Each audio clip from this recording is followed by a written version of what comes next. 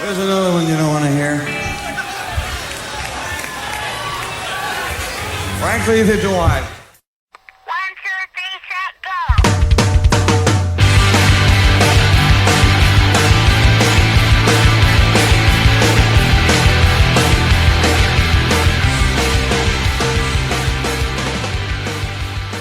Hello and welcome to this week's episode of the Power Chord Hour podcast. As always, I'm your host, Anthony Merchant. Thank you very much for checking out another episode.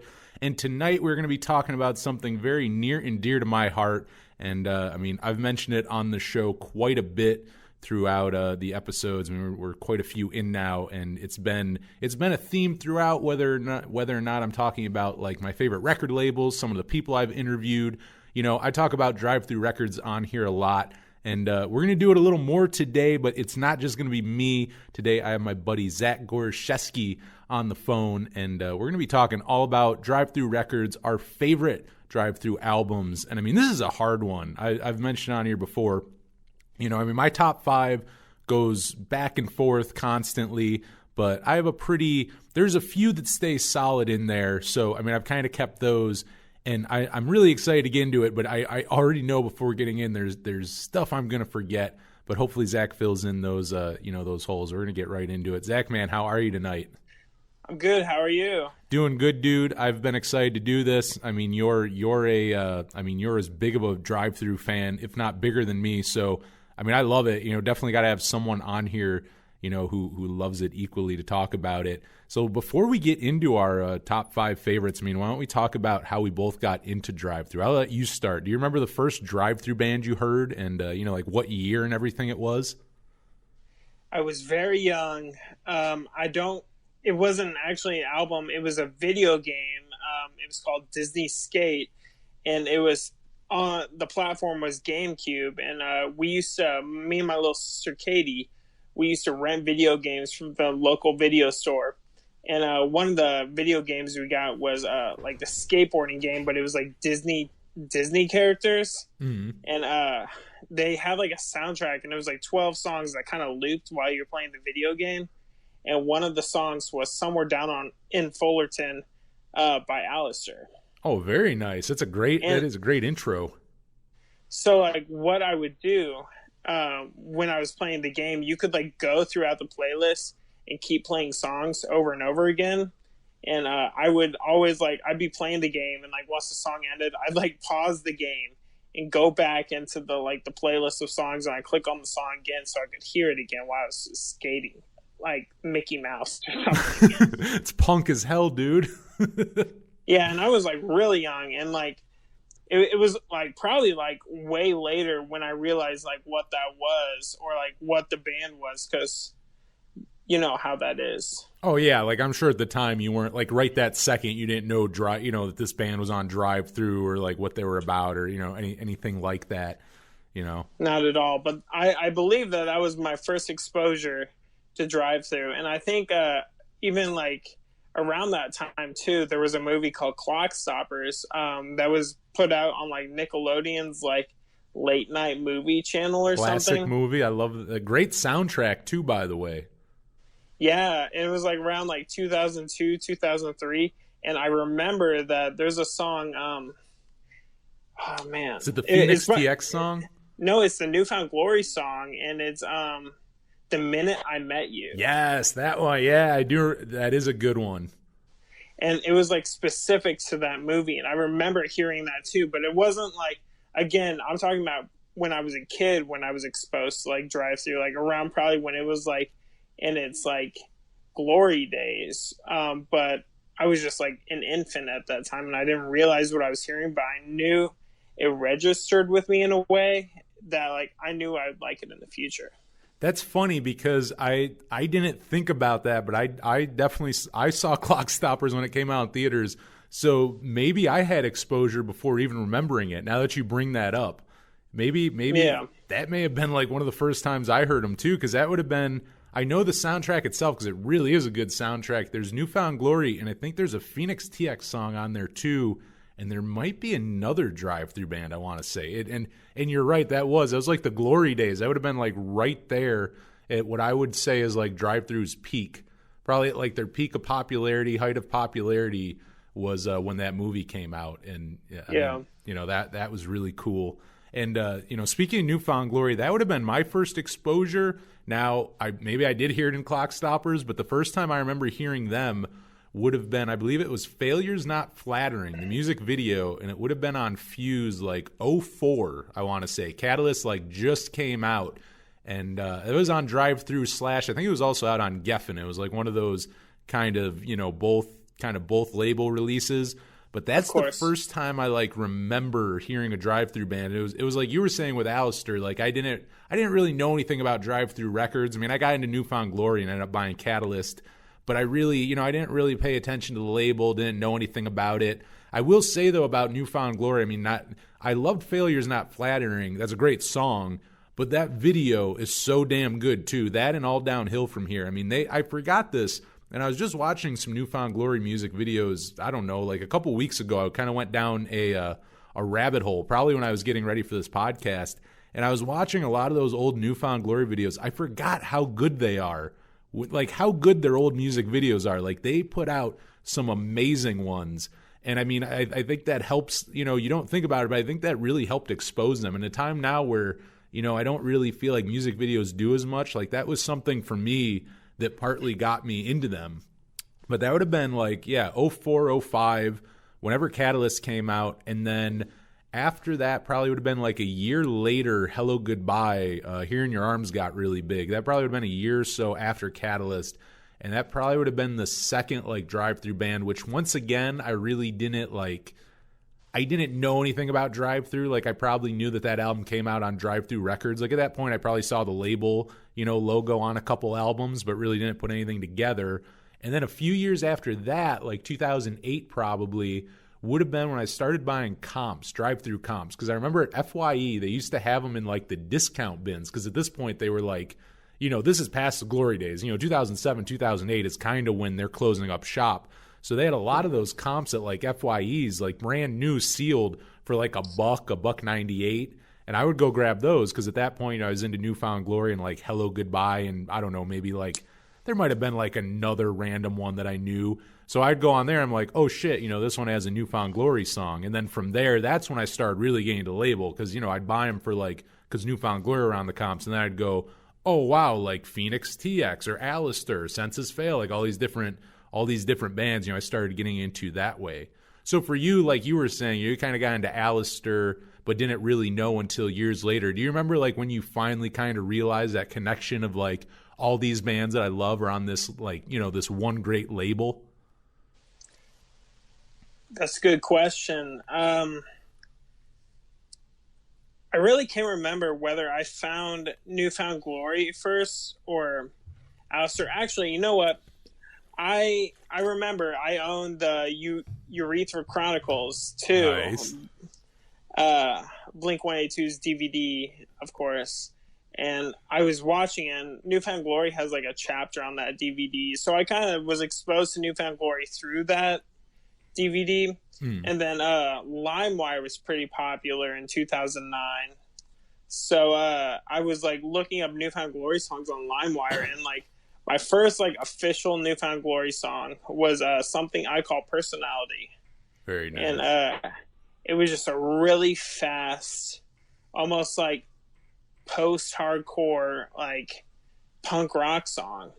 And I was just like really impressed by it because I was really into like Enema of the State at the time and like all things like happy pop punk. And it just kind of meshed in with that, but it was like in a way it was harder. It just like resonated in a more like hardcore fashion, and so I kind of like that. I like the heavy undertones from that song, so I believe that was like my first like New Found Glory song. And then from there I like delved into like all their other stuff, and I remember really liking, of course, My Friends Over You. But I think my second like favorite song besides Something I Call Personality was probably Understatement, because I watched it was like the Flake and Bake YouTube video where they did the live version where they were like playing Understatement and like at a ski lodge or something. Yeah, and Ian's shirtless, isn't he? It's like cold as hell out and snowing. Yeah, it's snowing. Yeah, I But know the one I you're just talking remember- about. Yeah, I just remember hearing Understatement because I was just like clicking on random New Found Glory songs, and I just really loved that song Understatement. It was just like it was pop punk, and it was like still like had like the happy undertones, but it was hard. You know, it like hit harder than like Blink did. Oh, absolutely. I think, and I mean, I have a story. I mean, my story is so much similar to yours, and I wonder if other people out there have it the same way, where like your intro to pop punk is more like your Blink 182s, your Simple Plans, your Good Charlottes, and then that was kind of graduating onto the next thing. You know what I mean? Like New Found Glory was kind of after you got into those. Like the entry level are kind of more of those radio bands. Then, New Found Glory, I think, got played on the radio and stuff a tad bit, but we're a little more. I would never probably call New Found Glory like a really underground, like unknown band, but they are kind of the next step. You know what I mean? Like you were saying, they're a little heavier. They're not particularly like Madball or like, I wouldn't even compare them to like H2O. Like, I mean, those are like influences of theirs, but it's like they have those hardcore influences, but they don't sound straight up like that. They also like those pop punk bands. So, they were really good at kind of meshing that sound. I know sometimes it's funny because throughout the years they use different labels, Easy Core for a while, pop punk now, which in the beginning, pop punk was a 4-letter word. People forget that, like originally like the Drive Thru era during that, none of those bands wanted to be called pop punk. Like nowadays we call it that, and it's not like, derogatory or anything. Back then, if you called like a band pop punk, it was kind of, like like that fucking pop punk band or something. It's the same thing with like emo and stuff, it's like, it's these like genre labels now that, we use, but back then we're kind of like, you're kind of shit talking if you used them. But, New Found Glory, I'd be interested if other people were like us, where, that's kind of that point of entry. You start with like Blink 182, you graduate to New Found Glory, and then from there you end up finding, all the other bands on Drive Thru and, so on and so forth. But, we're going to talk all about Drive Thru, but why don't we start? We're going to talk about our top 5 favorite Drive Thru releases, and we'll start at number 5 and go down. Now, Zach, what is your 5th favorite Drive Thru release? I would have to say my 5th favorite Drive Thru release is the Drive Thru Records compilation, Welcome to the Family, that was released in 2001. Hell yeah, very good choice. And it literally, it's my favorite for so many reasons. Probably my first favorite reason is that like when they released the compilation, it came in like a cardboard pizza box that like fit the CD. So like you open up the pizza box and like the CD's inside, and it has like a Drive Thru sticker in the CD or the pizza box as well. And the actual disc itself is a pizza. It is like the coolest. It's the neatest packaging. Yeah, it's probably like it's definitely the coolest CD I have in my collection. I don't even have that big of a CD collection, but it's definitely like the most like interesting CD I have in my CD collection. But aside from that, the packaging itself, it just has like every Drive Thru band that you could think of on this compilation, and more or less some of their better songs. It is unintentionally almost a greatest hits. Like it is a good, like wouldn't you say if you were trying to turn someone on to Drive Thru Records, like you would almost go with that over like just one album? Like that's a great sampler. And it did. It came out, what year did you say? Like 03? It was November 2001. 2001. Okay. So yeah, I mean, you think of that and it's like they didn't know then, but you look back now and it's like that's like during one of their best eras. Like they had some of their best bands signed at that point. I mean, there's some of their best bands that you can think of are on that comp. Yeah, it's Alistair, Finch, Homegrown, Movie Life, Midtown, New Found Glory, Something Corporate in the Starting Line, and your favorite, the The Benjamins. Benjamins, motherfucker. Hell yeah. Great. Yeah. And their best, I would say probably their best song and probably best known song as well, which is, I mean, that one's a classic. Yeah, that whole comp is just so solid. Do you have a particularly favorite song off of it? I would have to say there's a lot of really cool songs on that comp, because what happened was these bands recorded these songs, I believe, specifically for this comp, and then turned around the next year and re-recorded those songs for their full length. Like, for an example, like the Starting Line has a song called Leaving, and there's a early version of Leaving on this CD, and it's not on Hopes of Starting Over. It's not on that EP, and it's like a demo version almost of Leaving. And then another example would be like What It Is to Burn is also on Welcome to the Family, and that is not on the EP Falling Into Place. It is like on What It Is to Burn and Welcome to the Family, but on Welcome to the Family, it's a more rougher, different version, and like more demo like in a way. But it's just like you could like, it's just really interesting to hear the early formats of those songs before they became on the LP versions of like what everyone knows what they are. Oh, absolutely. I mean, you're definitely right on that, because there are a lot of earlier versions on there, and you kind of hear more energy in a lot of those songs. And I was going to ask you, I mean, like you mentioned What It Is to Burn, I actually prefer that version. Do you have a preference? Do you like that one more? Or do you like the final studio version more? So overall, I like the final studio version more, but they have like a more like synthesized like techno version of the intro. You know what I'm talking about? It's like almost like a synth intro on the studio version of What It Is to Burn, but in the demo version of What It Is to Burn, it almost sounds like it's like broken up strings, like violins. Yeah, there are cellos. Yeah, I prefer like the broken up string version on the demo. I just wish they would have stuck with that.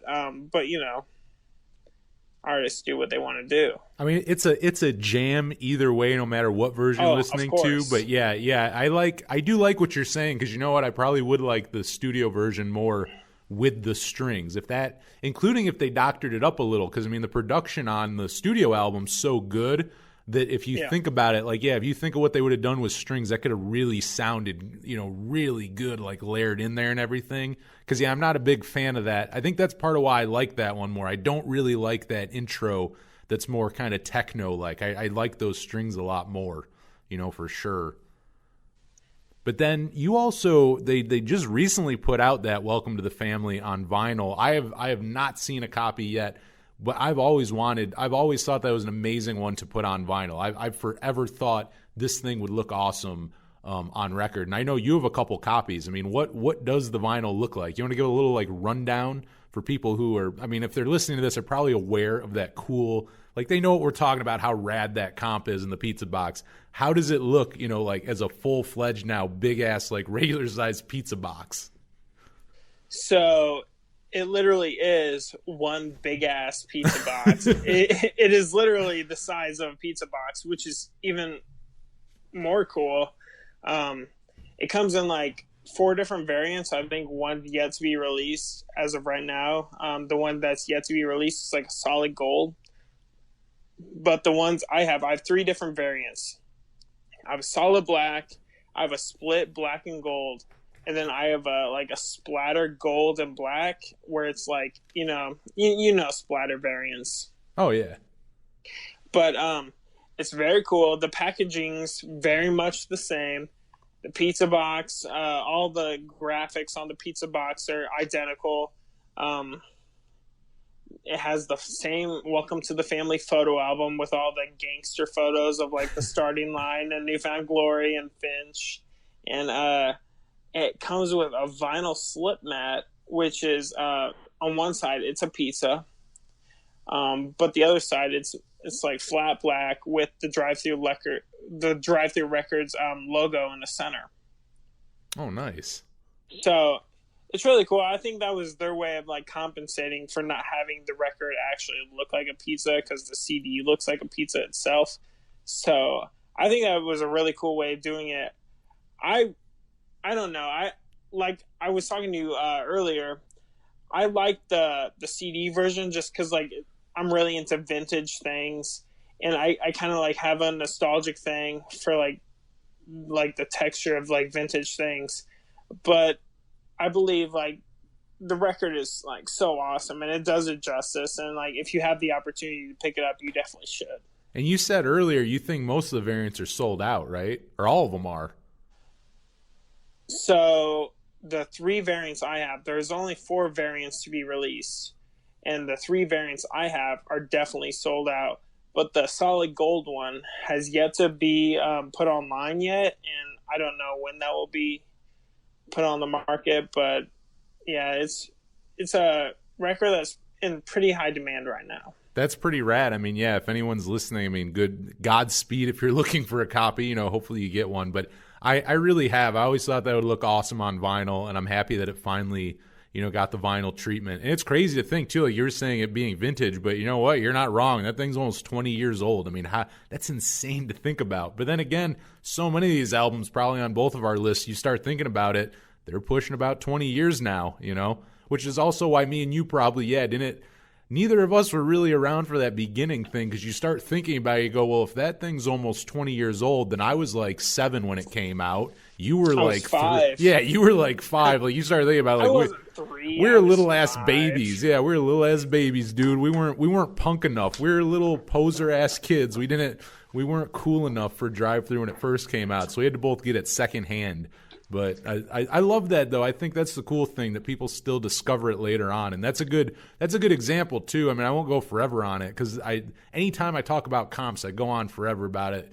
But the importance of them and what they once did, I mean, it did it for me. I found my love for Drive Thru came, like I was saying, when I found those compilations and discovered all those other bands. And same with Welcome to the Family. That's just such. It shows you what a good compilation can be, that almost 20 years later, they re-release it on vinyl and it's selling out like that. Like, that's kind of, if anyone ever hears on this show me talking about comps and don't realize what they once did, that's what they once did. They once sold a shit ton, exposed people to all these bands, and then years later, it's still in high demand. That's what a good comp used to do. Absolutely amazing. And yeah, I got to agree. That's one of it's not on my top 5 list. I do have another comp on here. But that is one that is definitely up there for me. And I mean, I'm a poser here, but my favorite Something Corporate song is Constantine. And obviously that one is on Welcome to the Family. So, I'm kind of a fool for that. But my 5th favorite Drive Thru release, mine would have to be The Movie Life with Has a Gambling Problem. I love both Movie Life. Actually, they have 3 full lengths. I love the first album's not too bad. I believe it's called It's Go Time. Not a bad record, but I mean, they really kind of got their sound on This Time Next Year.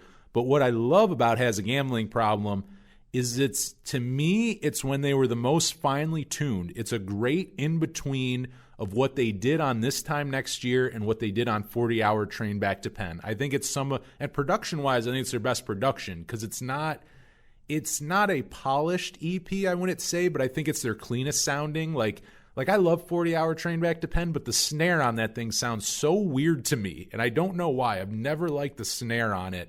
And then I feel like This Time Next Year is very, kind of, it's more raw. It's supposed to sound like that. And I feel like Has a Gambling Problem was this really good in-between where it's still this scrappy pop punk band, kind of like Newfound Glory, where they're kind of a pop punk band, also kind of hardcore, they're kind of in the middle there. And I just think it's them at their absolute best. I think those are like 5 of their best songs. There's a lot of bands who do EPs, and a lot of times EPs end up being like their best thing because it's this like in between, it's not it ends up being like, if you really like the album before, like I'm saying, like you really like their debut, but this is in between. It's not their sophomore album. There's less pressure on it. I think that's the other thing. There's less pressure with EPs because it's just kind of something to release, I feel like. And they just went in and did it. And it just, I don't know, I think it came out amazing. Now, the other thing, too, is I feel like 40 Hour Train Back to Penn, though it's not totally different. I don't think it sounds just like the EP, but I forget that. After they had that whole, which I mean, a big part of what they, sing about on that record, but after that terrible van accident they had, that, I mean, I think inevitably put tension on the band and ended up being a big reason why they broke up. But I mean, I think a lot of that also had to do with some of the more darker sounds and lyrics on 40 Hour Train Back to Penn. But it's kind of interesting where they're going with Has a Gambling Problem, and I would almost wonder if 40 Hour Train Back to Penn would have sounded more like that, had they not, like had that accident, wrote all those songs and stuff, and it was more like, hey, we're going more for this polished pop punk thing. And I mean, that's just why I love that one. I love everything the Movie Life did, but I think that EP was their best. Do you like the Movie Life at all? I love the Movie Life. Hell yeah. It's not in my top 5, but actually before they got signed to Drive Thru, one of my favorite songs about the Movie Life is called Fake Blood. And it's just a really good, like, chuggy, hardcore song before I even think they realized they were pop punk. I just really love, just like, I just kind of like with Newfound Glory. I kind of just really like the hardcore sounds of the music, but with like the melodic, like pretty vocals on top of it. Oh, absolutely. They know melody. They can do melody, but still kind of have that, you can still mosh to it, Yeah. Like I saw them live on their reunion tour back in 2015 when they still tour now, but it's Vinny, one of the guitar players, and then I think just different guys. Like it's not the whole like the like kind of definitive lineup, but I saw them when it was like the 5 of them. And it is like you go see them live and it's like, they have that melody and it's catchy, but people are moshing, they're jumping off the stage. Like they have like a hardcore audience, like people go nuts at those shows. It's like, but that's what I like about it, is that you can listen to it, kind of bop your head, move around. It's catchy, but you can also go lose your shit at a show to it. I think that's so good.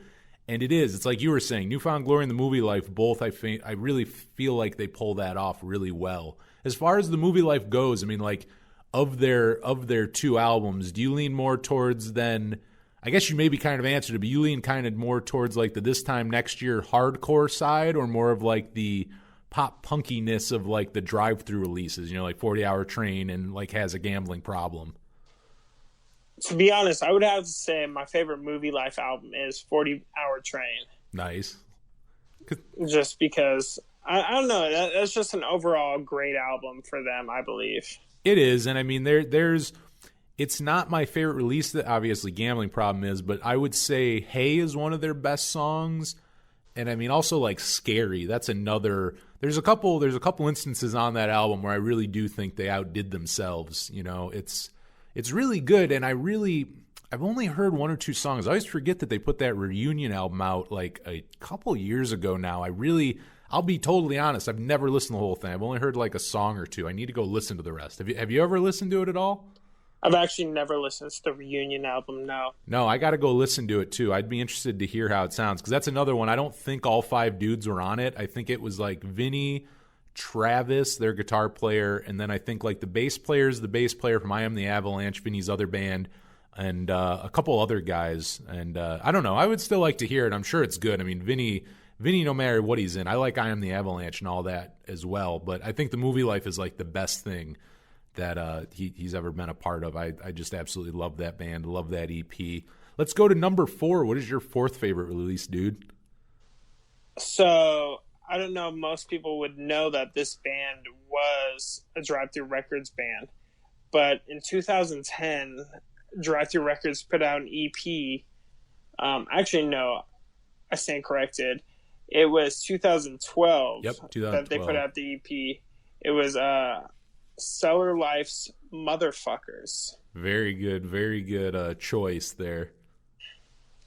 And I just really love that album because, one, it was actually turned on to me through Richard, the owner of Drive Thru Records.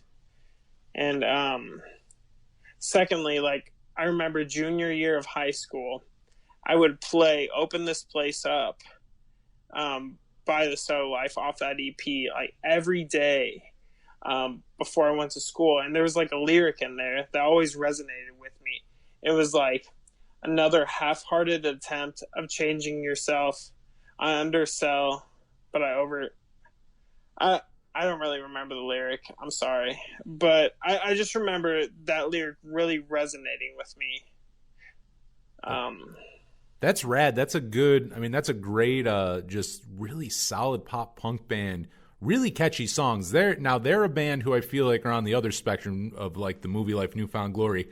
They're more the poppy side of pop punk in a good way, but like they're a great, like polished, catchy pop punk band. And that would have been, I heard them when they came out as well. I would have been a few years. I know what age I was, because the last song on there is 19, right? That's the name of it, 19, I think. Correct. And yeah, I remember I was the same age as that song when it came out. So yeah, I would have been a few years older than you. It was like my first year of college when that came out, and that EP was just so solid. Something interesting too, and like I knew, it's funny because earlier you said 2010 and then you're correcting yourself, and I'm like, no, you meant yeah, you're right, it was 2012. I knew what you were talking about right away, because if people don't know this, Drive Thru Records was kind of out of it at that point. Like they basically got back, like they revived the label just to release that, I believe. Yeah, that's exactly it. They put out this EP on the label specifically for the Solar Life. Which also like I remember when it came out, I was getting stoked, because then you go, that was released just as I was really, I feel like, getting into like kind of my peak being a fan of Drive Thru. And that was kind of my thought. I'm like, well, damn, I mean, if they're, they haven't done anything in literally years at this point, and it's like, if they're getting back together, this has to be pretty good.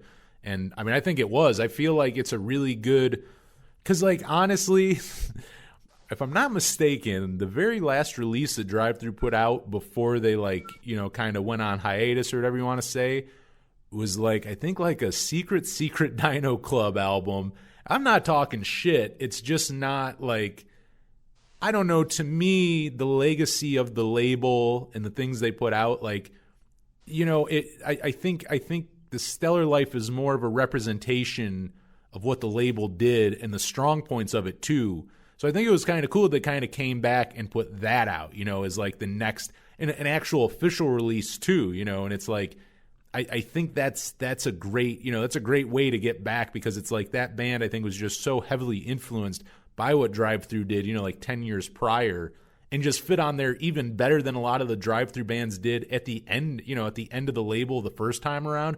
I feel like the Stellar Life were a better representation of even them. And then, also kind of a cool thing too, a little factoid, their drummer was the drummer from Cute Is What We Aim For. I can't think of do you remember his name at all? I can't think of his name. It's like Tom, I think. It's like Tom Falcone or something? Yes, actually, I think you're right. I think his last name's like Falcone. Yeah, but he's the OG drummer of Cute Is What We Aim For. He played on both Cute Is What We Aim For records, and he played on that. He's a really good drummer. But yeah, no, man, that EP is solid. I mean, you have anything else to say about it at all? Well, first of all, I wanted to correct my statement before, because I remembered it while you were talking, because I was racking my brain for this.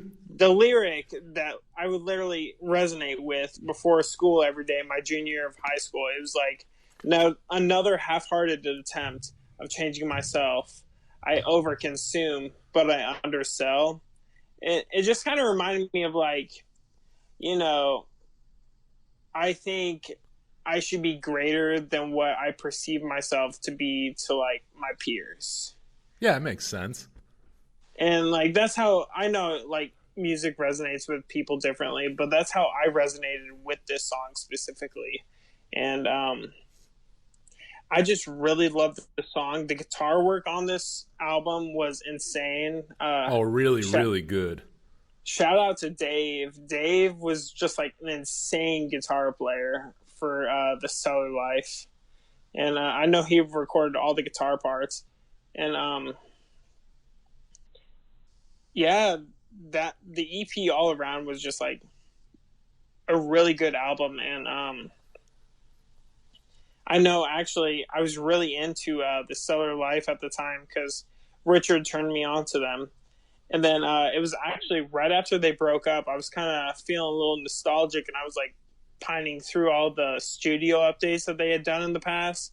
And I saw a song that they were working on that they never released. And so I took like, I don't even know, like a Snapchat video of like Dave like playing a lead guitar on this song. And I said, what is this song? Like, why is this not on the EP? Does this song exist? And it actually turned out to be the song called Hate Your Guts. And Richard told me that it exists, but they never released it, but it was pretty good. And being that I was like a 17-year-old kid, I was like, can you send it to me? And he actually did, but I had to keep a cap on it because, you know, if anything like blew up with the band, I would be in trouble for like telling anyone or like putting it online. So I kept it to myself, which in a way made it seem even more special because I was like, I love this song and literally no one else has this song. And I was just, I was really impressed with that specific song because I really wanted that to be on Motherfuckers. But it was just a really great overall pop punk song, but it also had like metal elements to it, which is like, you know, what I love in pop punk. Oh, absolutely. That like you said, Dave, right? Dave's the guitar player's name? Correct. Yeah, he's I wouldn't say the Stellar Life in any way sounds like strung out, but what I would say is they're almost like strung out in the way where it's like they're a pop punk band who's really Legwagon's another where it's like it's a pop punk band with really good lead guitar, like, you know, because a lot of times pop punk, it's power chords, it's not solos, you know, the lead is normally like just playing octaves and stuff, but this is true lead guitar. Like he plays a really mean lead guitar in that band. Like there's some really good like riffing and solos and shit in that, yet really they mesh it really well because at the same time very like catchy and poppy at times. Like, you know, like Got Fucked Up I think was like their first single, and that's a good example of that where it's like really catchy, but it's like there's some distortion on the guitar, you know, it's like they're actually playing and stuff. It's not just like really kind of simplified and stupid down. Like it's catchy, but it's technical at the same time. You know, just really good band. I'm with you, man. I mean, I can't say anything but good shit about them. They're a really good band. I love that band, man. Not much out there either. It's the EP and the songs that the singer has personally sent me because I begged for extra tracks. I love that though, and let me tell you, those extra tracks should have been released because they're just as good as Motherfuckers, if not better. It's too bad we didn't get more from them because they're a band that you look back and go, there was so much more, you know, to put. I mean, just a full length for one. I mean, we didn't even get a full length. That's like that's one of those bands where you look and you go, damn, like to think of what we could have gotten, you know. I mean, but yeah, just solid. I mean, solid band and well worth getting Drive Thru Records back together. I would say, you know, easily. But totally great band. Somewhat, I guess I shouldn't say too difficult to find. You can go track down that Motherfuckers EP. I think it's on iTunes and everything. If anyone actually isn't anymore. Oh, it's not? Really? So it's not on Spotify. I shit. believe that Motherfuckers came out before Spotify was a platform. Yeah, it did, I think. And I actually recently looked up Motherfuckers on iTunes, and it doesn't exist except for like in my history from when I bought it. And the tracks aren't on the internet. It's really hard to find, and that's why I'm going to provide you with the track that was released, that was actually never released, that Richard sent me, "Hate Your Guts," that we talked about earlier. Oh, very nice. So people can hear it. People can see what we're talking about with the Stellar Life. Because they're kind of more of a, you know, they were here, kind of came and went kind of fast, you know, so there's probably Drive Thru fans out there who didn't even know this band existed. I'm sure there's people listening right now who might know, like, Movie Life, Newfound Glory, all those, and go like, who's the Stellar Life? And may have missed them. You're going to love them. They're absolutely great. And, I mean, this song... They're so good. Yeah, they really are damn good. So, yeah, no, that's rad, Zach. No, we will play that for everyone here at the end of the episode. Let people check out the Stellar Life here. But, yeah, just solid Drive Thru band. Can't say enough good shit about them. My fourth favorite would have to be, and I just had their singer on a few weeks ago, so maybe I'm a little biased, but Hidden in Plain View, Life and Dreaming. I mean, it's my fourth favorite. And like I was saying, it's hard to do like top five because this thing could also be in like probably, I mean, I could maybe even put it down in my top three at times. It's just an amazing record. I mean, I won't sit here and I'm not going to repeat every single thing I said a few episodes back, though I will take this time for some shameless promotion and say, if you are a fan, go back and check out my interview with Joe Rio of Hidden in Plain View. Because just a few weeks ago, just last month, we were talking this record because it just turned 15, came out in 2005. And I talked to him all about it and a bunch of other cool stuff and what the band's up to now. But anyway, this record, and I mentioned on that episode, the strong point about it, and we've talked about a little bit like with Newfound Glory and with Movie Life and stuff, kind of, blending elements. But like what I love about Life and Dreaming and Hidden in Plain View, you can't really pinpoint a genre on them. They're pop punk, but they're not entirely pop punk. They're a rock band, but they're not just rock. They're emo, but they're not just emo. Like they never lean into anything too much. They like Life and Dreaming reminds me of Jimmy World's Clarity, where it's on different layers. There's so many different things going on in it, and it works so well. But it's not just a straight up like. I mean, if you go look back at 2005, I mean. There's more than enough screamo emo albums and shit that came out. Take your pick. I mean, there's so many, and it's like this one stands out to me as different. It does different things than other ones did, and I think it's absolutely special. I mean, there's songs on there that I go, that sounds like a Foo Fighters song. There's songs on there that sound more like, say, like Senses Fail. I mean, there's just some there's songs just straight up like punk rock songs, like just really fast tempo, really distorted power chords, just really, really good stuff. I love everywhere they go on there, as well as production. I mean, production-wise, it's a great sounding record. The whole thing sounds good. And I mean, the sequencing of it too. I mean, 20 Below into Garden Statement is like one of the best, it's so great because when I listen to one of those songs, I have to listen to them both. Like if I'm going to listen to Garden Statement, I got to start with 20 Below. Got to play that first. You get into that, the song ends, and then that guitar intro for Garden Statement starts, and it's just this like 1-2 punch that like it just stands out like that. I mean, to the point where I'm sitting here on a podcast talking about the sequencing of two songs on this record, but it's like it's just that good.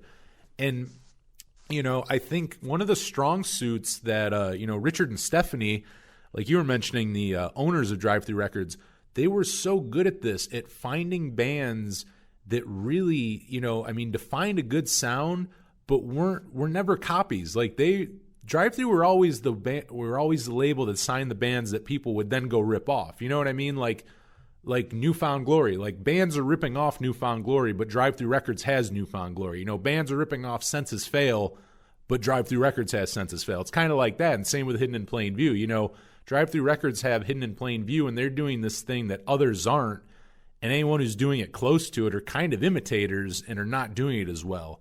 So, I mean, I think one of the greatest records to define that era is, just Hidden in Plain View with Life and Dreaming. And I mean, '05 is kind of the, I'd say that's kind of going towards the end of like their real heyday and like the real pinnacle of Drive Thru Records. I think at that point, a lot of the classics had been released, and this is like one of it's not the last one, don't get me wrong. And also Hello Goodbye put their huge record out like a year or two later, which I mean is probably, I would guess, probably one of the best-selling like albums on Drive Thru Records, like of all time. Probably one of their best sellers. But I feel like this one is kind of a bookend to that era of Drive Thru, like the big era, like from like 02 or 03 to '05, from like that, like that like 3 or 4 year stretch there. This is kind of the bookend. If like Newfound Glory or kind of rang in that like, the pinnacle of it, Hidden in Plain View kind of, not that they brought it down or anything, not like that, like they were the reason for it ending, but they were kind of that last really, really great drive-through band, I think.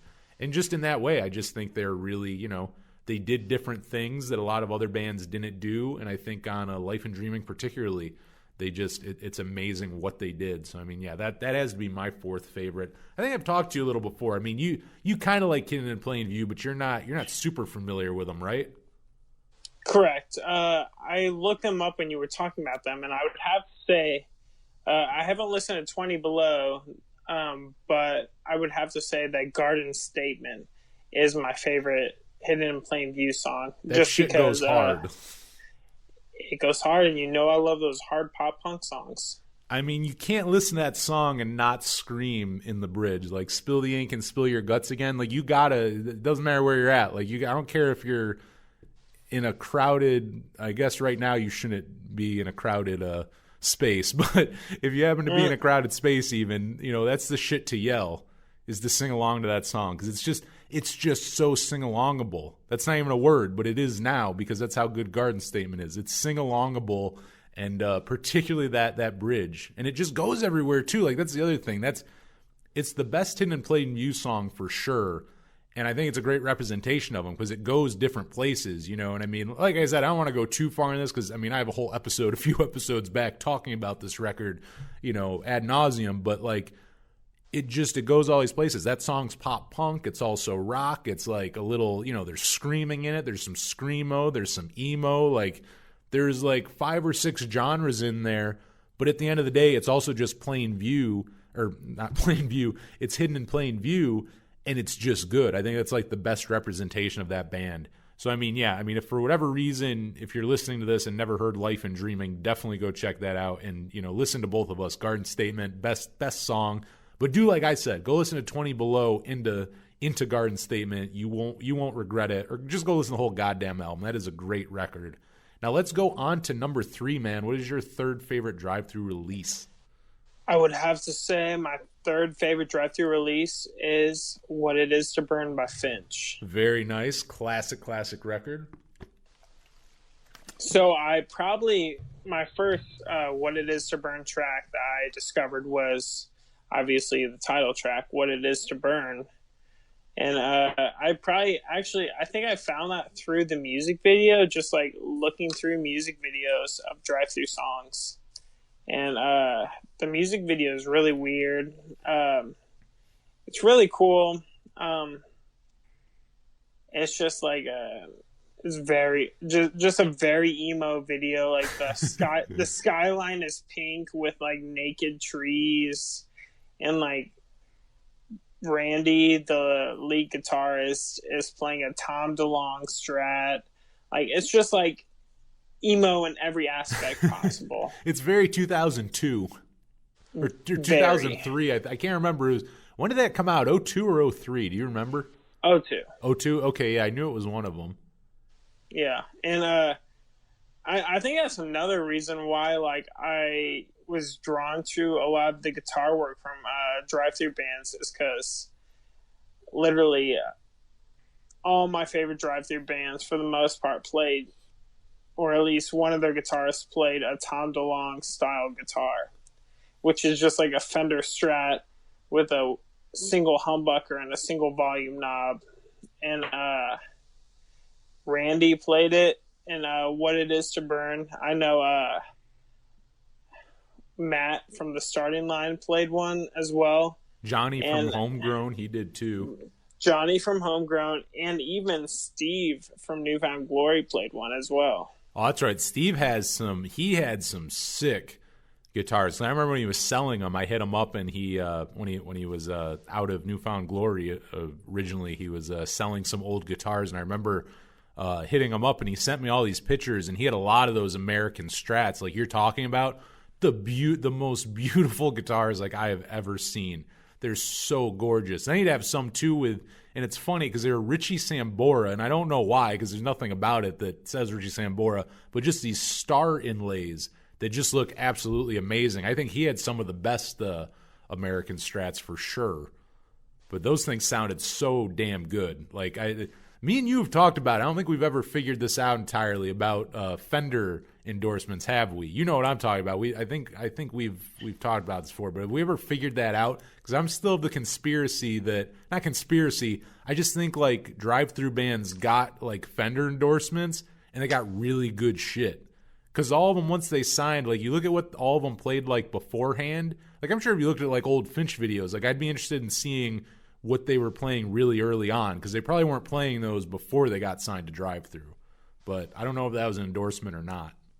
So actually, to slightly answer your question, I guess I saw New Found Glory in November 2019, and being that it's March 2020, I went to a meet and greet in November, and I actually asked your question at the meet and greet, where I asked Ian, the bass player of New Found Glory, if he had a Fender endorsement. I actually phrased it, did all the Drive Thru members who played Fender guitars and basses have a endorsement, or did they just buy them themselves? And he told me specifically that he himself got his green Fender, the sparkle green precision bass with the mirror pickguard, through Rick DeVoe, which was Blink 182's manager at the time. Yeah. And that's actually how he got his signet or custom Fenders, through Mark Hoppus. But he doesn't really know about the other Drive-Thru guys. That's interesting. I don't know. I still think some of them probably did, because it's interesting that all of them, there's so many bands that played them. You know, like you were saying, at the time that was very common. Seeing R2K playing that, so many other guys were playing them too. But they sound amazing, and I assume he played that on What It Is to Burn as well. I'm sure he played that guitar on there. The production on that is really damn good. I want to say that Mark Trombino might have produced that one, because I think they might have used him because he produced all the Jimmy Eat World records, and I want to say he produced that if I'm not mistaken. But though speaking of Jimmy Eat World, that's another one where they're kind of, they're definitely I don't know, what would you label them? I guess if you have to put a genre on them, what would you call Finch? Finch, ooh, it's kind of hard, isn't it? Post-hardcore. Yeah, that's what I was probably gonna say too. Is post-hardcore, and so it's they don't sound straight up like Jimmy Eat World, but they do interesting things on there too. Ender has, Ender, right? That's the one has a crazy kind of closing on it. Yeah, it does, because I saw them play that shit live. I totally forgot about that. Yeah, because I saw them for the 10th anniversary in Toronto. I saw them play that record live, and that was cool to see them play that last song. I remember Randy was on the ground just with his pedals. He was just hitting everything, just making noise and stuff. It just so good. Just such an awesome record, What is your favorite song off of it? That's a good one. I probably have to say New Beginnings. That's a good one. It's a good album opener too. Yeah, because not only is it a good pop punk song, but it's a really heavy song, and I like the transy opening, where it has filtered drums, and it just it's a slow build up. I just really like that. That also kind of like I was mentioning, that show that I saw them play in Toronto, that what you're talking about, imagine that, the build up to see them live, and because everyone already was antsy to see them play. It's kind of funny because apparently, I didn't know this, but Finch was supposed to play in Toronto, I guess the first time around before they broke up, and then something happened and the show got canceled. So when I went to go see this show, Finch canceled years before, so Finch hadn't played Toronto in, I think it was over a decade or something, and on top of that, they're playing What It Is to Burn front to back, and for the first time in years, they got back together and stuff. So these people, I'm telling you, I don't think I've ever seen a more dedicated audience who's just ready for a show. You would think you were in an arena, which there's still probably, I think it was called the Opera House. I want to say, and it was sold out. I think there were 1,300 people there, if I remember correctly. There were a lot of people, but it is so funny to this day. I feel terrible for everyone who opened that show, because everyone there was there for Finch, and they had been waiting a decade since they canceled. So I remember the Almost played, which that dude from Under Oath is the front man of. People were which really Under Oath is a huge band, and in a lot of ways maybe even bigger than Finch. But like at this show, people, I'm not even kidding, they were throwing bottles at the guy. They were yelling shit at him like to get off the stage. Like people were so unruly. They just wanted Finch. So when New Beginnings started, like you were talking about that like intro, people were losing their minds because you hear it and you know what's about to come. But it's like there's just this real slow build up. You get that guitar in a loop and then all of a sudden it just breaks out. And that's still, it's kind of funny because, I mean, Finch is a heavy band, but they're by no means like, like a death metal band or anything. They're not like Lamb of God. That is screw that. That is like the craziest show. That is the craziest show I've ever been to. You have never seen mosh pits like that. You have never seen crowd surfing like that. This was a room full of people who were waiting 10 years to see this band, and it was insane. Like, I had bruises on me afterwards. It didn't stop. Even the slow songs, like, the moshing didn't stop. I remember, like, starting, like, kind of far right. I remember being almost front row, but I was far right, and, like, couple songs, not even a couple songs, I think by, like, the end of New Beginnings or Pictures of You, I was in the middle. Like, all of a sudden, I got knocked over, like 30, 40 feet from where probably more from where I originally was. Like, it was just that. Like, feet never stopped moving. People were going nuts.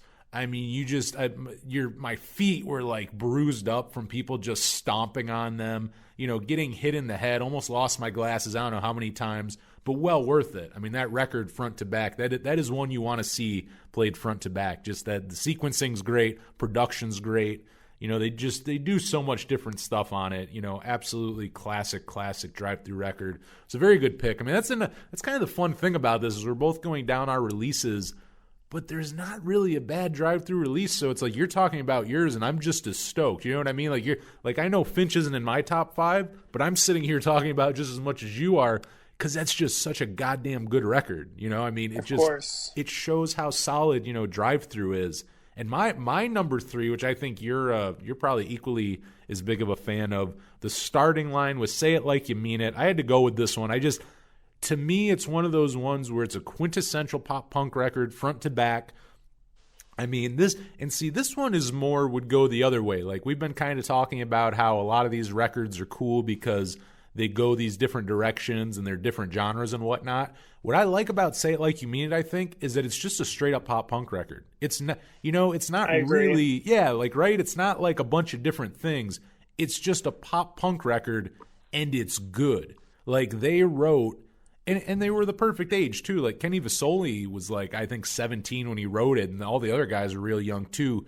But that's the perfect age. You know what I mean? Like he has all that teen angst.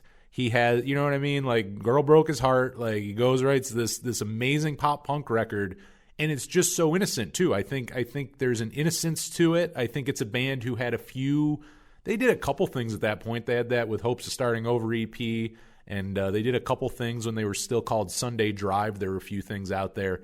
So this was a band who I think had a little time under their belt, kind of understanding more what they wanted to do. And I think on that record is just, I mean, the whole thing is just, it's catchy from front to back. Actually, I was listening to it on the way to the studio tonight to get in the mood for this. I was like, okay, I got to listen to some Drive Thru. And it's like, I instantly went for starting line, Up and Go. I mean, we've been talking about great album openers, and that's another one that just right away gets you. Like, and it's funny because this meets Anthony's criteria for the greatest album openers. The best album openers in the world. I will tell you this. I didn't even think about it when I said this is how good this is. It's actually just came to me that it's the key of E. Yeah, motherfucker, exactly. It's in the key of E. Okay, check. Are there power chords? Are there distorted power chords? Yes, check.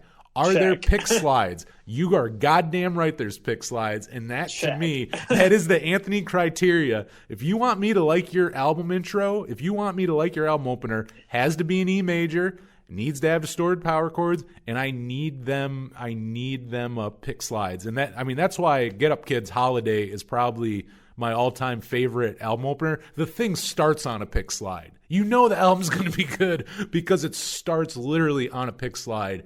And Up and Go. I love a good pick slide. Isn't it? A good pick slide is like that. I don't care about technicality. I don't care that you can play your fucking pentatonic scales or anything like that. Show me you can do a good pick slide. That's what I care about. And Up and Go, such a great album opener. And I think that record, you know, I kind of want to get into it. I'll get your opinion on this album as well. Actually, before I get into that, I want to get your opinion, because I know you're a fan of the Starting Line too. I mean, I take it you're a pretty big fan of this record as well. It's actually my number one. Oh shit, hell yeah. Okay. So you know what then? I'm going to let you go into it more than once we get to that. I won't spoil that, but what I want to talk about right now is thinking this on the way out. You know, you kind of know this too, right? The Starting Line after this record, I mean, this is their most successful one. I feel like it was a blessing and a curse. And you probably know what I mean, because while it was huge, I think they tried to shy away from it more after, and you couldn't do it. I think they ended up writing such a good pop punk record that's all people wanted afterwards. In a lot of ways, they screwed themselves over by being so good. You know what I mean? Like, does that make sense? Yeah. They actually, so just a little research I've done, because they went the whole Geffen deal that they were under. The upstreaming, which I don't think they wanted. Yeah, it kind of went to shit. And if you actually look up, what is it? I'm having trouble remembering the name of their second album. It's like... Oh, Based on a True Story. Based on a True Story. If you look up Based on a True Story demos, they actually sound like Say It Like You Mean It. Oh, you know what? You're right, because I've heard I have one of those old drive-through comps that has the Bedroom Talk. I know your favorite song, the Bedroom Talk demo on it, and you're right. It is more like it sounds more like Say It Like You Mean It than the final version does. Yeah, dude, it's just like a snappier snare. Yeah, you're right. That's a good intro too. A nice snare intro, but yeah, like Based on a True Story. And how do you feel about the later stuff? Like, I'm a fan of all eras. Like, do you like Based on a True Story and Direction? I do. I love them all, to be honest. But I would have to say Say It Like You Mean It is probably my favorite by far. It's their best. There's a few songs on Based on a True Story, like Surprise Surprise is obviously like a hit. Yes, one of their best. But a song that really resonated with me when I was in undergrad was Artistic License. That's a good one. And it just like, I remember just walking through the snow at my college and just like hearing the snap of that snare, and just like I don't know, just Artistic License just really resonated with me. It's crazy what they do on there, because like what I was talking about, one of the strong points of Say It Like You Mean It is that it's like a straight up pop punk record. And what I like about Based on a True Story is now that one, they kind of go do different things, I would say. There are songs that are like more pop punky, but they're like, they do even the guitar work. Like, there's some songs on there with like clean leads that are like almost, I don't want to say like American football, I wouldn't say that, but you know what I mean? They kind of have more like a twangy, almost emo sound to it, you know, like it's not just all distorted power chords on there. Like, they kind of went and did something different on that record. And they also slowed down too, you know, their songs on, not all the songs, but I think they also kind of, you know, put some more slowed down tracks and stuff on there. And yeah, that's a great record as well. But Say It Like You Mean It, it is my favorite release of the Starting Line. But yeah, I just think in ways it's interesting. Like, I think that's the thing, is people love that record so much that they wanted it again. I mean, he says it in, I can't remember the name of the song, but on Direction, there's that lyric, if Say It Like You Mean It is all you want, then basically we have nothing for you. I forget the exact lyric, but it's something like that. And, you know, and I feel bad because Kenny Vasoli, even now, I mean, like with Vacationer and Personnel and different things he's done since. I mean, the other dudes in the Starting Line, do you know, like, I'm trying to think, I don't think the other dudes are in other bands. I can't think of any other bands besides Kenny Vasoli that are in, like, other projects besides the Starting Line. I really can't, but I know that Matt from the Starting Line, the rhythm guitarist, is in the marketing team at Fender currently. That's pretty rad. That's neat. He's another one, I think, if not, I'm not mistaken. He played a Strat back in. Oh yeah, you said that. Yeah, he played a Strat back in the day, Yeah, right? he played a Tom DeLonge Strat. It was a Shoreline Gold American Strat with a rosewood neck, with a black EMG 81, with all the rest being Tom DeLonge specs, like the pearl pickguard with the single humbucker route and the single volume knob with the chrome P bass knob. Very nice. That's not that you just describing that sounds like a gorgeous guitar. Yeah, I actually I commented on one of his photos a couple weeks ago, and I tried to buy it off him, but he said it's just collecting dust at his parents' house. But if he ever decides to sell it, I'm the first on the list. So I guess I'm first on the list to buy that starting line guitar. Damn, dude, I would be jealous if you end up getting that. That would be that'd be I will sick. never get it. I doubt he'll ever sell it.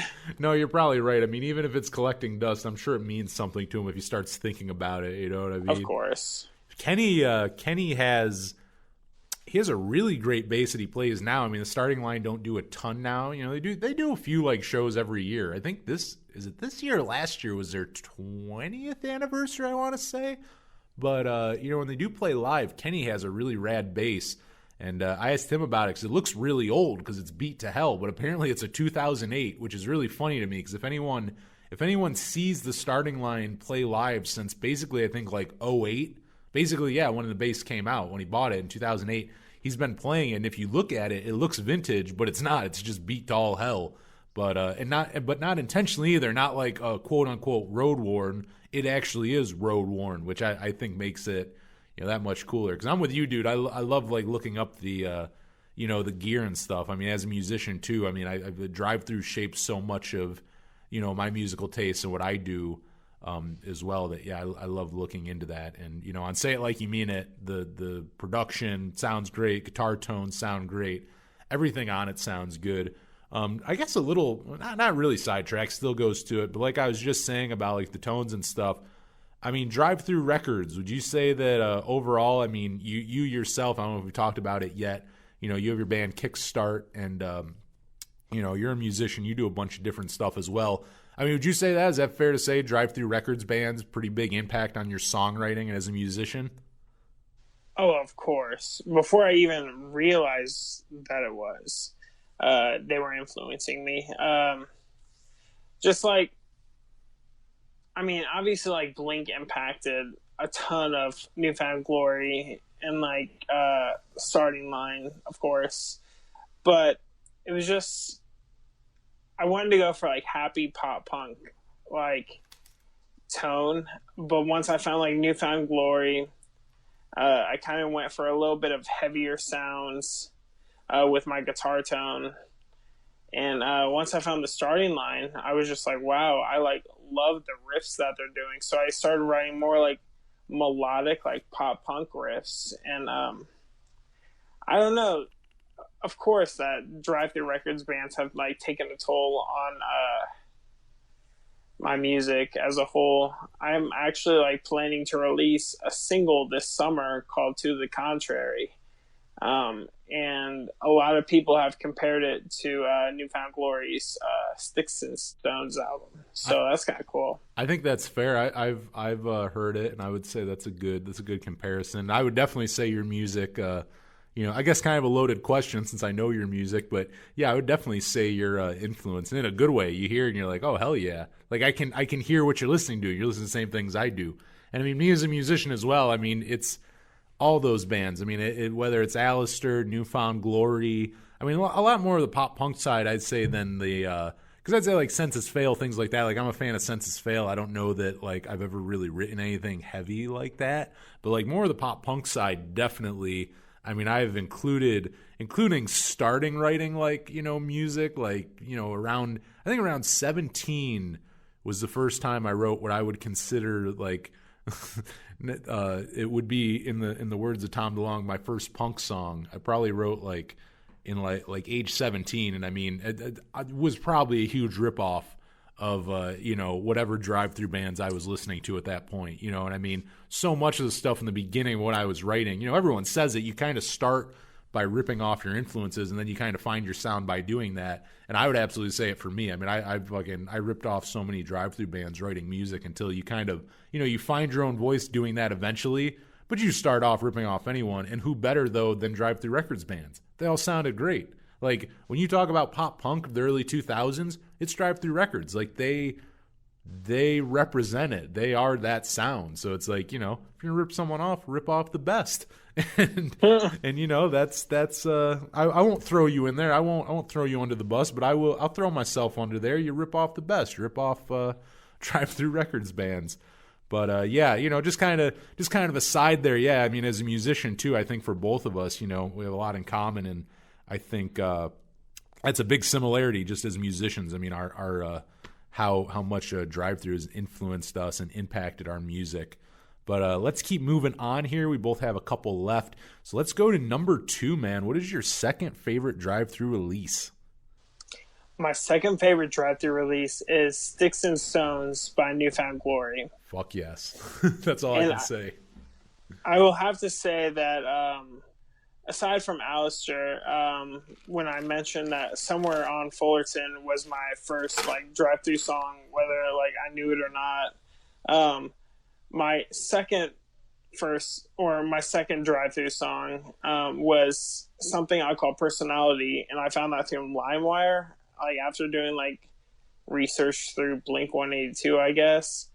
But something I call Personality introduced me to Sticks and Stones, and through that I found Understatement. And after I listened to Understatement, I'm like, well, I better listen to the rest of the album because I bet it's amazing. And it actually it's still one of my favorite albums to this date. And the album is just golden all the way through.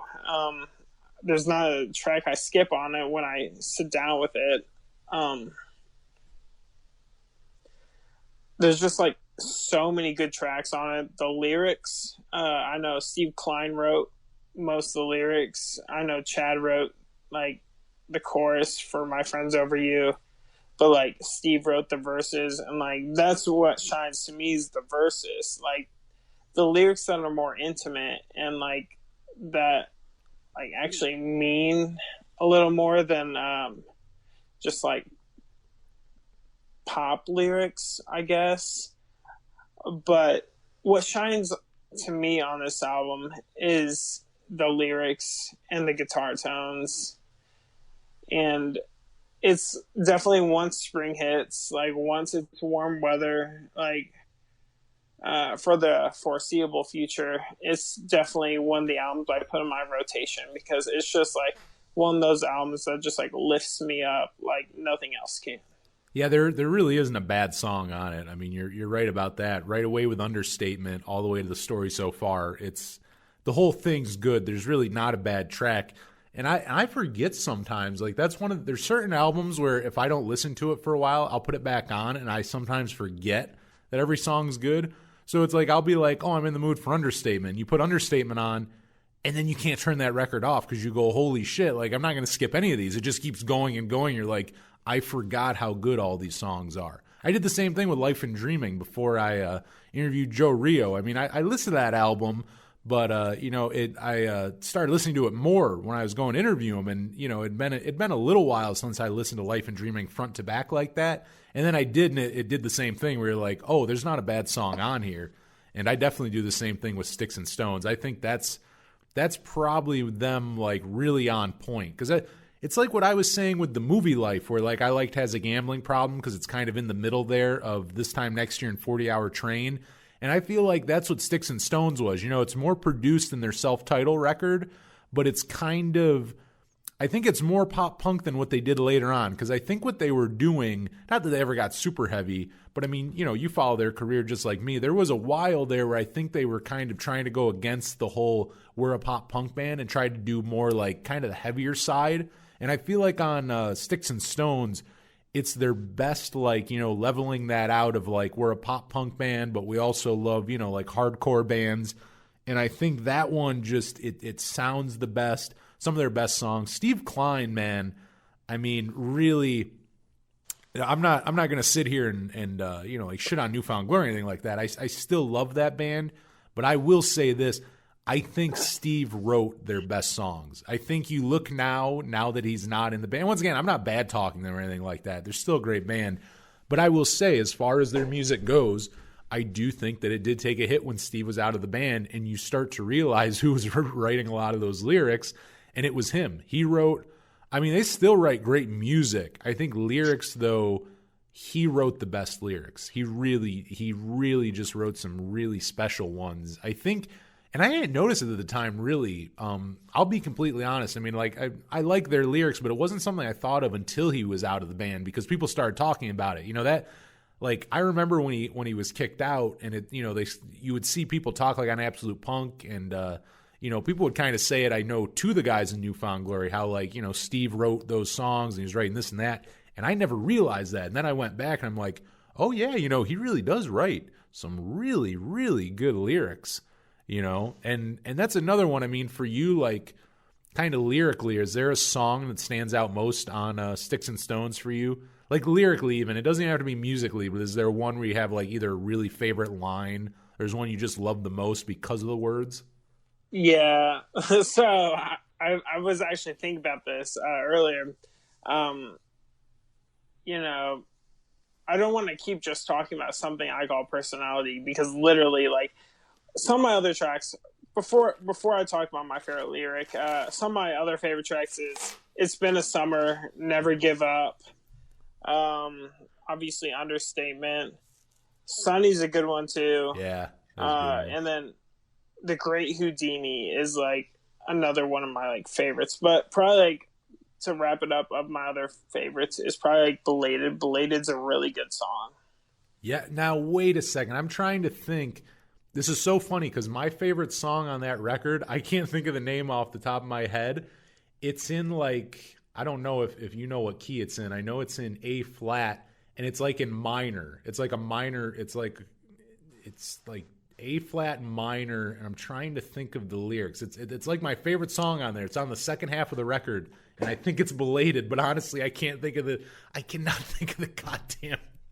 One of the lyrics is that, like, I'm sorry that I missed your birthday. No, I know. You don't have to song. turn your back on me yet. Nope, it's a different song, but that is a great song. Belated is great. That's one of my favorites. I can't think now of the one I'm thinking of, but no, it's not the same. But Belated is a great song. That is a really good one. You're probably thinking of Never Give Up. Do you remember that? If I hear the chorus, I will know it. I'm trying to now I have to look this up. I mean, we're talking right now, so hopefully this isn't loud in the mic, but now I got to look up Sticks and Stones and find out the name of this song. While you're doing that, I'm going to tell you my favorite lyric from New Found Glory, Sticks and Stones, and it's from the song Something I Call Personality, and it's word travels fast when her name is involved. I'd like to think what I have is real. And it's just like, it kind of just, it resonated with me because I had a lot of friends in high school that would, like, talk about my girlfriends, and they were almost like, I had really close friends that were more interested in my girlfriends than they were interested in me. And it was like, whenever my girlfriend's name involved, they obviously want to talk about me more, but when it's just about me, they're not interested. And that line kind of just resonated with me. I don't know, because everybody has some shitty friends. No, but that really does, like, show how good they are, that they can write a lyric like that, and you can relate to that point. You know what I mean? Where you can pinpoint, have such a specific thing that you can relate to. That's good songwriting. Yeah. You know, that's absolutely good songwriting. Yeah, I'm sure Steve wrote that lyric. Yeah, I mean, and once again, I mean, because I'm not sitting here shitting on New Found Glory. It's not what I'm doing. I still love that band. I've seen them probably 5 times since Steve has been out of the band. But he wrote their best lyrics. I think musically, they still write. I think Chad writes some really good guitar leads. I think as far as lyrics go, Steve wrote the best. And, you know, I'll just say it. I don't think the ones now are as up to par. You know, I'm not. Once again. They released a couple new songs this past month, and they're actually really good. They're not too bad. I can't think of the names off of them. What is the name of the album though? The new one. Do you remember?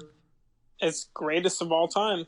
Greatest of All Time. That's right. I mean, a little plug for them once again. I mean, like I'm not trying to sit here and go, fuck New Found Glory. Go check out their new record. It's coming out soon. Go check that out and go support them and everything. But yeah, I think Steve probably did write that, and he wrote a lot of their best lyrics. Oh, I also figured out. I was thinking of Singled Out. That's probably my favorite song on there, honestly. And I could not think of the name. Singled Out is a great track. Yeah, I like that one because you kind of forget about it. It's like towards the end of the record. I think I just looked. It's like track 10. There's like 12 songs, and it's like number 10. So it's kind of at the end there. So I always kind of forget about it. But it is my favorite on there. That is a good one. I saw him play it live. I guess I've seen him play it live twice because I saw them play Sticks and Stones front to back at the Grog Shop in Cleveland in 2012. Still one of the best shows. I remember that's actually, what's funny about that? That was the first ever show that I drove myself to. Because I remember that because I had gotten my car. I've got my first car. This was 2012. So I got my first car in like end of September, and that show was like late November, early December. And that was the first show that I ever drove myself to, and that long too. That was which nowadays I've traveled so much, I can drive 15 hours and not give a shit. But back then I drove like 2.5 hours to it, and on the way home I'm like, I'm tired. Like I drove like an hour. I'm like, oh, it's kind of tired. Like I'm tired. I need to like lay in my back seat for a minute and take a nap and stuff. I look back and laugh now. Like that was such a huge, like driving haul or something. But yeah, that was my first one.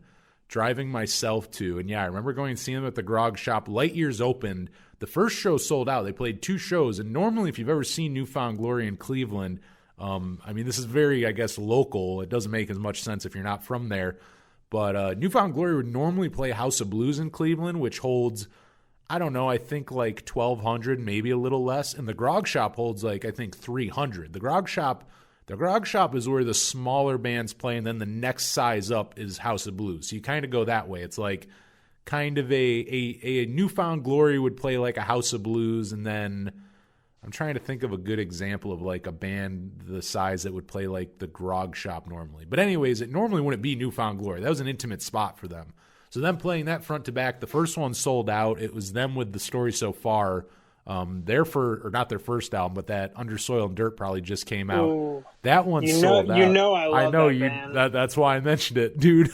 And actually, fun fact: The Story So Far got their band name from New Found Glory's Sticks and Stones album.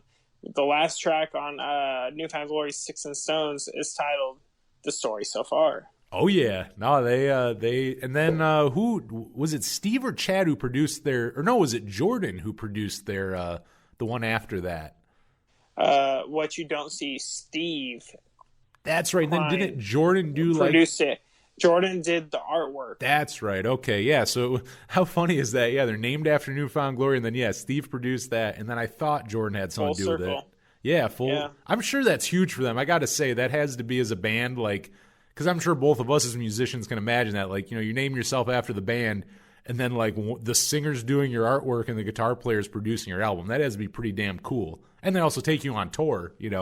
That's pretty neat.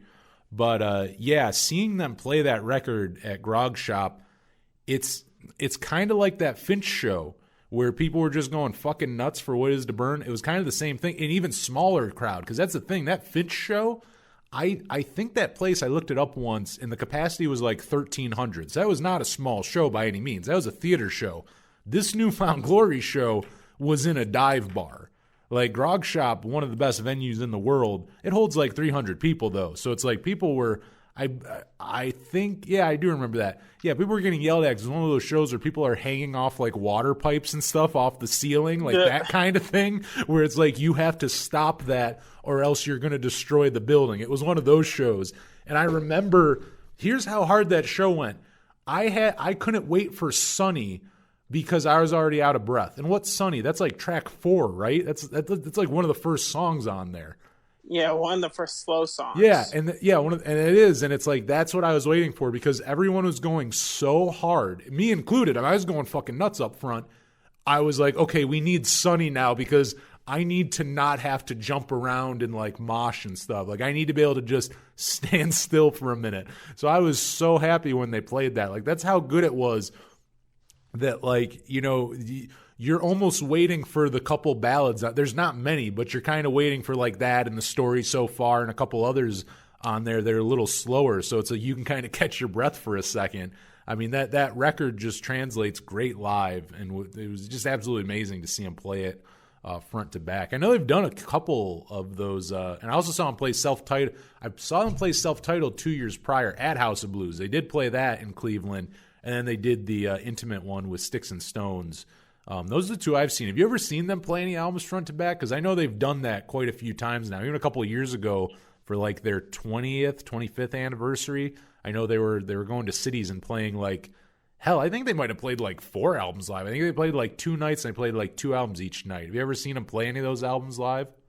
Actually, I have not. No? You've seen them live though a couple times. Oh yeah, you have. You were just talking about it. But how many times have you seen them live?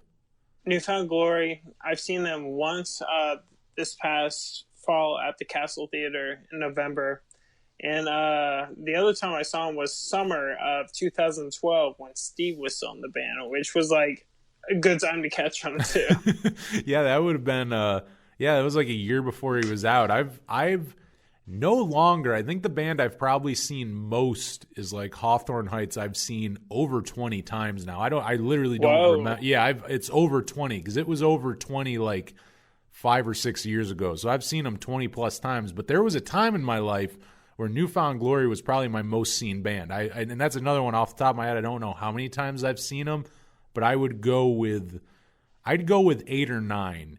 Here, I'm not going to stand here. I won't sit here and do this too long, but I'm going to try to remember for you all right now because that's what you all, I'm sure, are waiting to hear.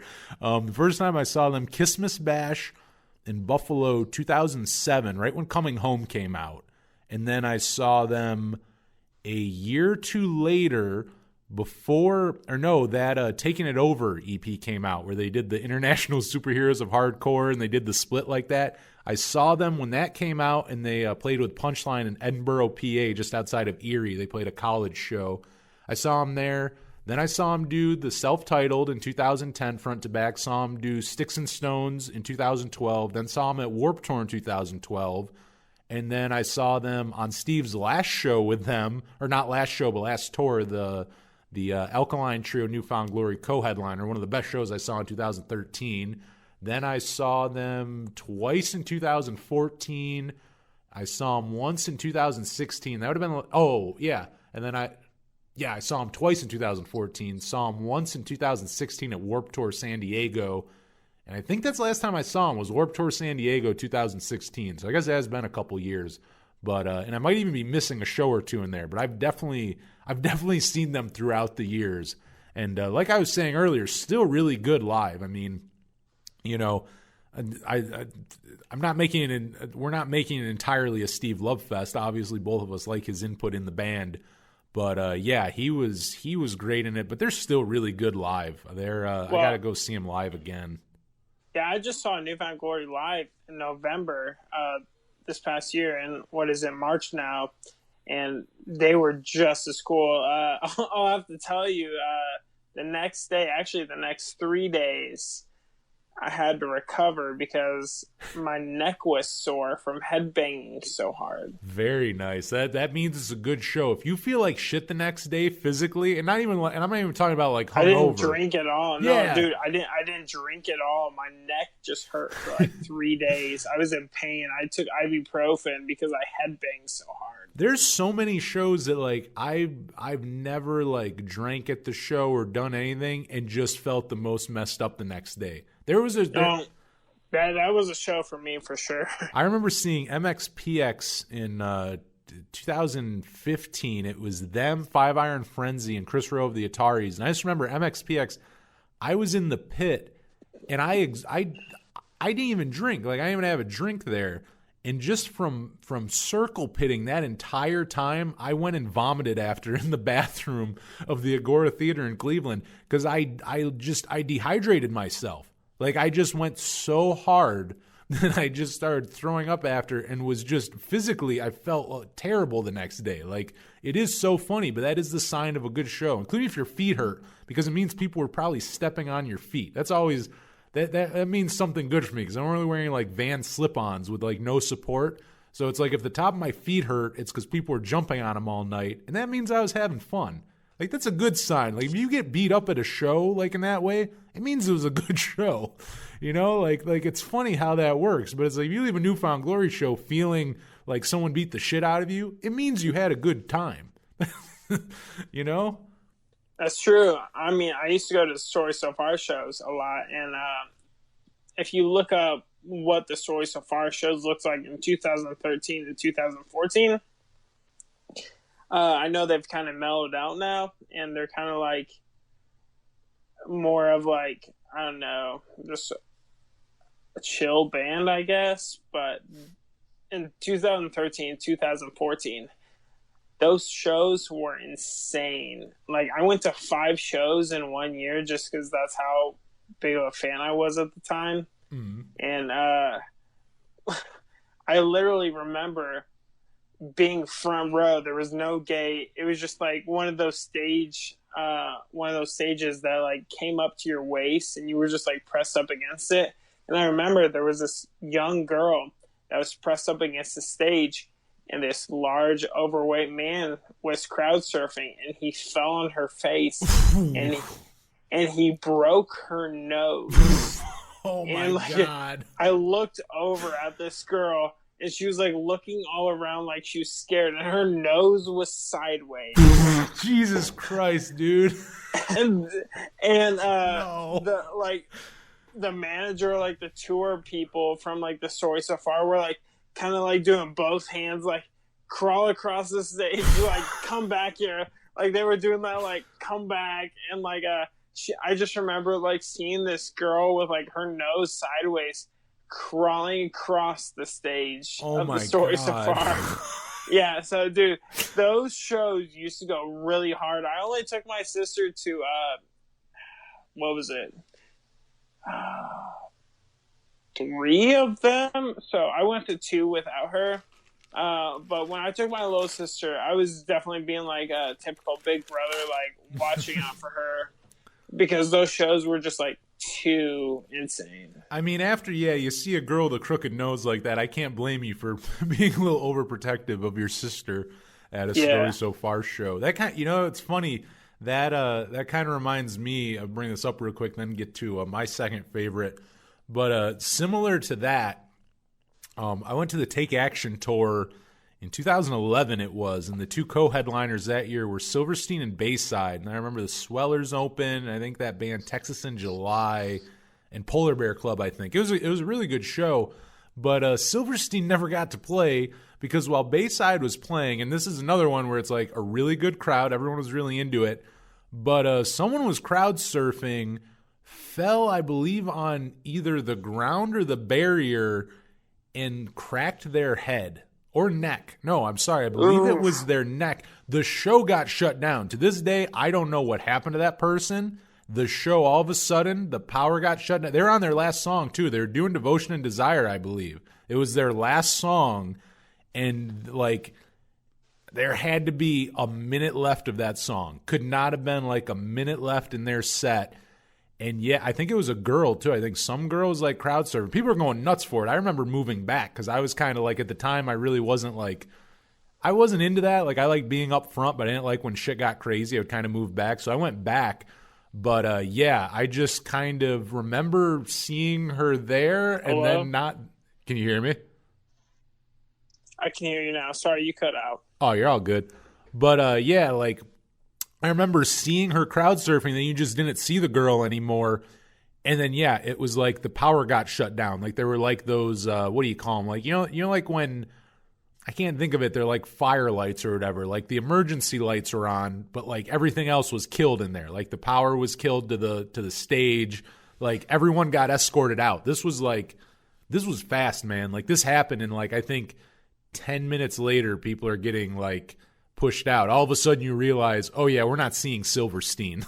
Like, we're not, Like, this isn't happening. I remember my aunt took me. We were up in Buffalo, and I had to call her early. I'm like, yeah, it's over. Like, she didn't even drop me off all that long ago. And it's like, yeah, it's over. And she got there. There's, like, ambulances. There were, like, multiple ambulances, police. And, I mean, it's...